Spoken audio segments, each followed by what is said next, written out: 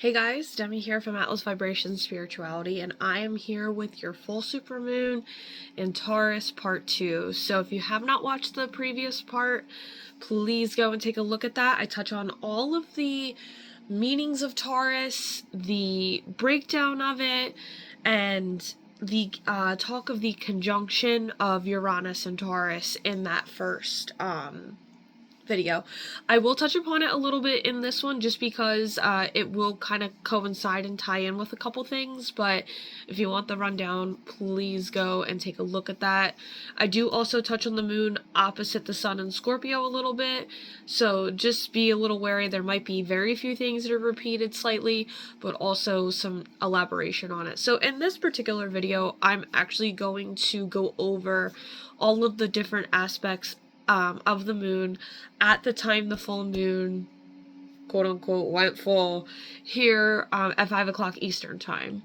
I'm filming this now at 10 o'clock at night here Eastern time, so it has been at least 4 hours plus, or 6 hours plus, since the moon has just gone full. So you'll still feel these energies for like about 2 to 3 weeks. You still have a little bit of time to kind of work with the energy and move through it. But I'm going to go over the astrological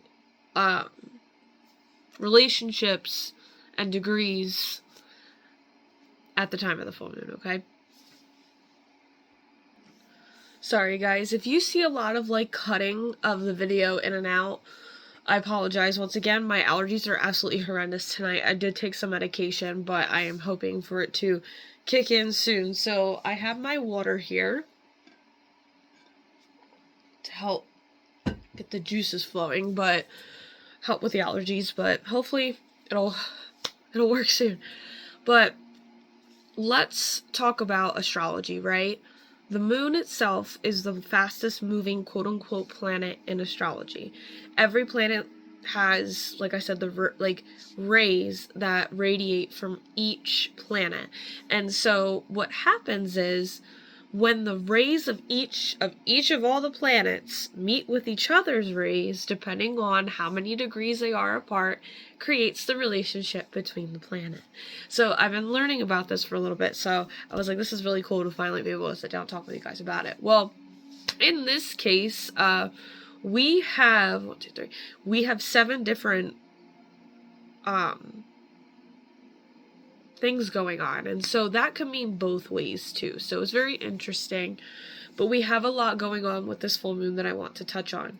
So first things first, the full moon once again is conjunct Uranus, and so very important in seeing radical changes, radical changes and seeing them quick, right? And we touched on this a little bit. The unpredictability, the relationships that we have in the groups that we belong to, not seeing the peace, seeing where we need to end things, seeing where we need to maybe buy new things or replace new items, or seeing situations coming up where we need to review our self-worth. So there has been changes in seeing, well, wow, maybe this didn't affect my self-worth this way, and wow, maybe I do need to carry a little bit more self-worth than I think. And so the other part that we have to take too is, being that the moon is conjunct Uranus, it is also conjunct at the time the ascendant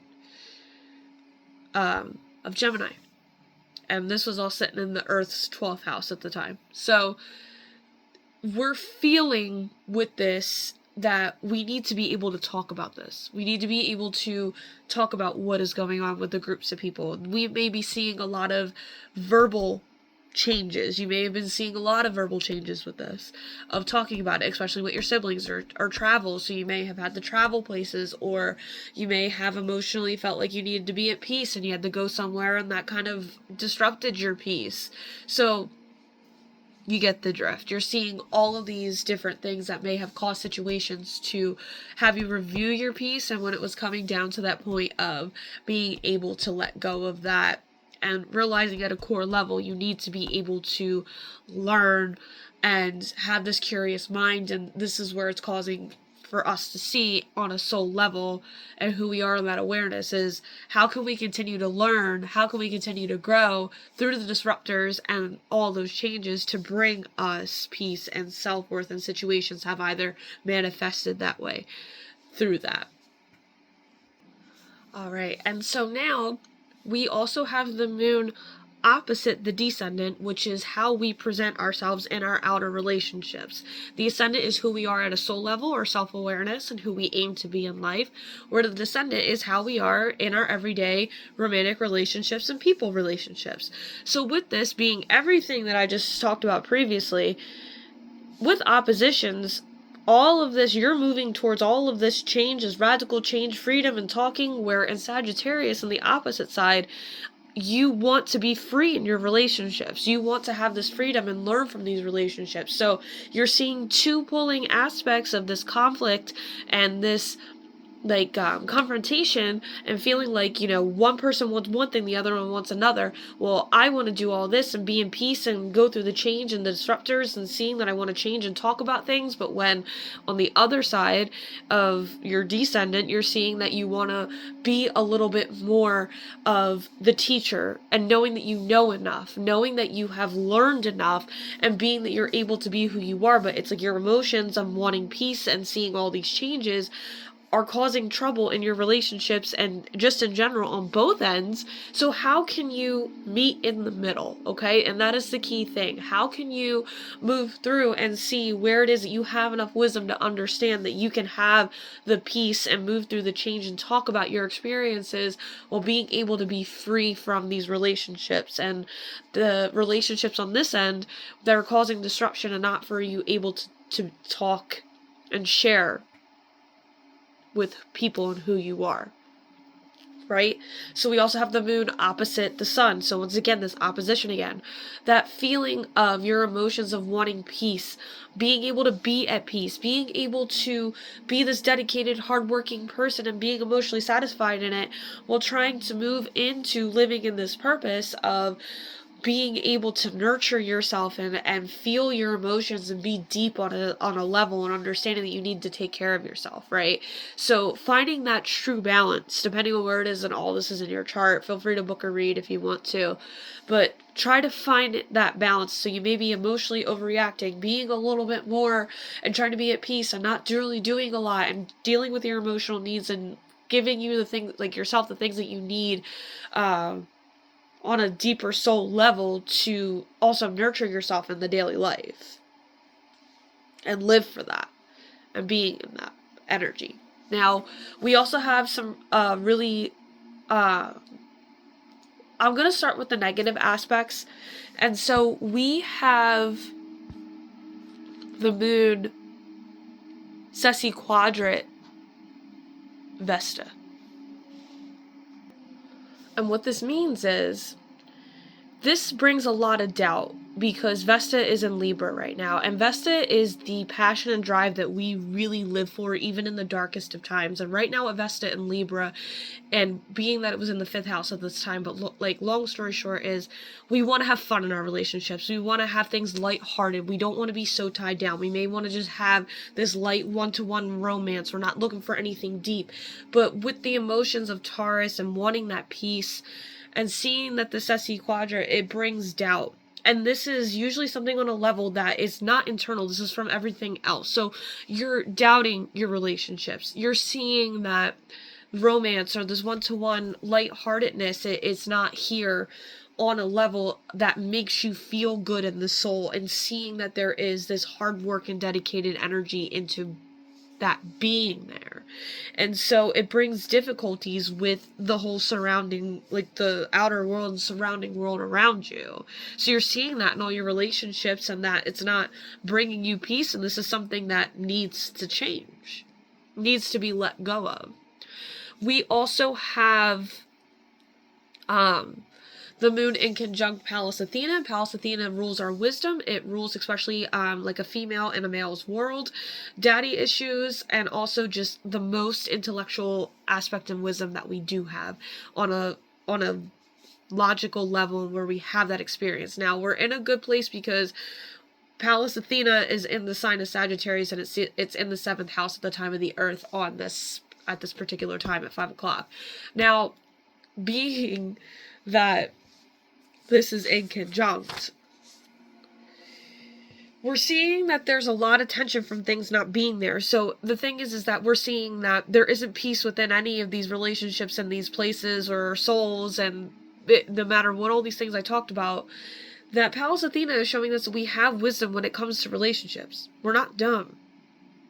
We know what it's like to be in romance. We've learned our lesson, but what we're really seeing is that there's a lot of difficulties and seeing that other people understand that we understand people's experiences, and we're dealing with undesirable things in our emotional relationships that way.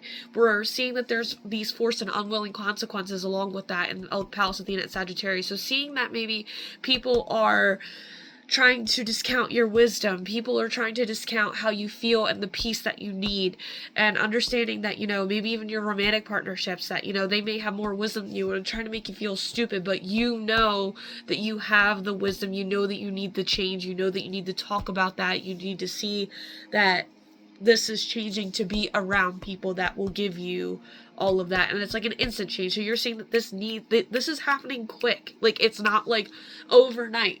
Taurus, it feels really like, let's row the boat, like we're rocking the boat a little bit, because Taurus likes peace.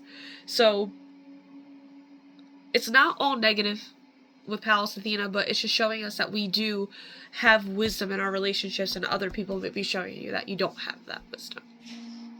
Alrighty guys, I got a few minutes left, so I'm going to be quick. So we also have the moon sextile Uranus retrograde in Pisces, and so most important thing to take from that is this is a good thing in some ways, because it's kind of showing you the illusions of what could be, what could that work with, how can I be more at peace with maybe the things that I am kind of not going over in my mind, but these ideas that you're coming up with for peace, to bring that peace. But don't get caught in that lower vibration of Neptune in Pisces in the 11th house with your friends. Don't allow the thing to come crashing down. Allow the differences of your need for peace and at a soul level to bring you to where you need to be with this full moon to make the changes that you need. Take the rose-colored glasses off. You no longer have it.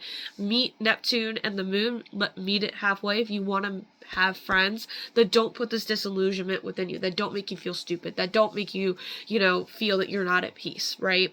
So we have the moon trine Ceres, I can't pronounce it correctly, but this is how we nurture ourselves, and this is in Capricorn in the 9th house. So what this means is how we nurture ourselves. We are at a place where we are definitely nurturing ourselves, and we're learning, we're wanting more, we're wanting to expand.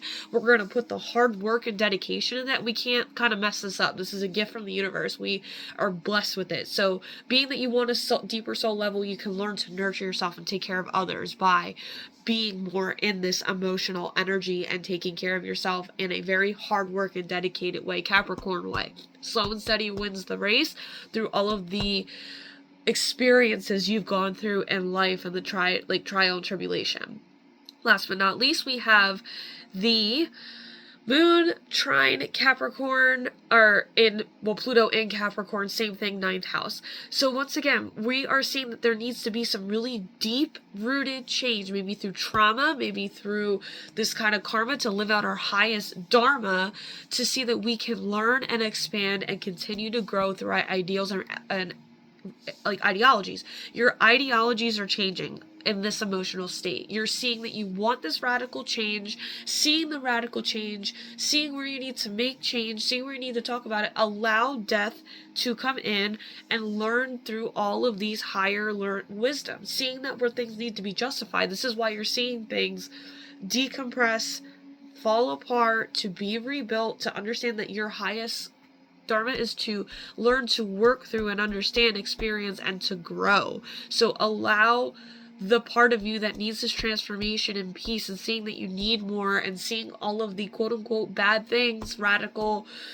unexpected changes in your daily life of your self-worth, your food, and everything, to see that you have grown. Allow your emotions to see that you have changed, you've learned, you've grown, you've gotten new morals and values, and that you're not going to be controlled anymore by those values of other people and other things when it comes to your relationships. So, hope this resonated. Until next time, namaste.